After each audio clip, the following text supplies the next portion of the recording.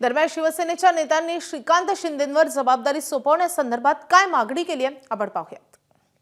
श्रीकांत आमच्या युवासेनेचा प्रमुख करून टाका आणि राष्ट्रीय सरचिटणीस करून टाका। कपाळात लावू नका। खूप जबाबदारीने बोलतोय मी। इतक्या वर्षामध्ये कधी बोललो नाही। मी आज काम पाहिलं, काल मीडियामध्ये पाहिलं की अतिशय नम्रपणे वागणार, कुठेही घमेंड नाही। नाही तर आम्हाला आदित्यजींना आदित्य साहेब म्हणायला लागायचं। मला अधिक न बोलणं चांगलं, मला आज नाही बोलायचं अधिक।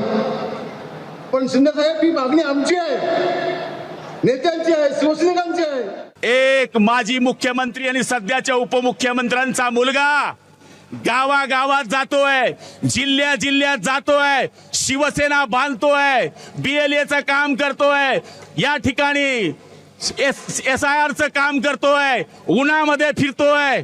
हेच काम जर तू केलं असतं माझ्या सोनिया तर हे दिवस आले नसते। म्हणून मी आज सांगतोय उद्याचे दिवस चांगले आहे आणि मला खात्री आहे शिंदे साहेब, सगळ्यात मोठी श्रीमंती काय असते? त्यांची अपत्य। तुम्हाला एक मुलगा आलाय आणि तो सोन्यासारखा आलाय, हीच तुमची श्रीमंती आहे।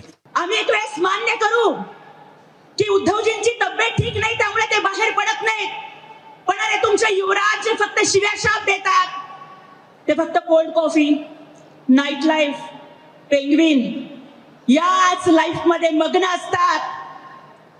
एका बाजूला तुमचा युवराज कोल्ड कॉफी पिऊन त्यांचं रक्त थंड पडलंय, पण आमचं युवा नेतृत्व संसद रत्न खासदार डॉक्टर श्रीकांत शिंदे साहेब 47°C तापमानात सुद्धा अखंड शिवसैनिकांना भेटतायत।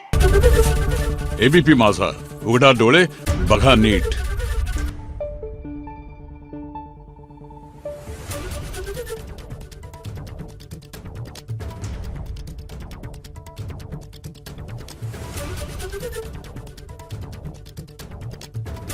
Thank you.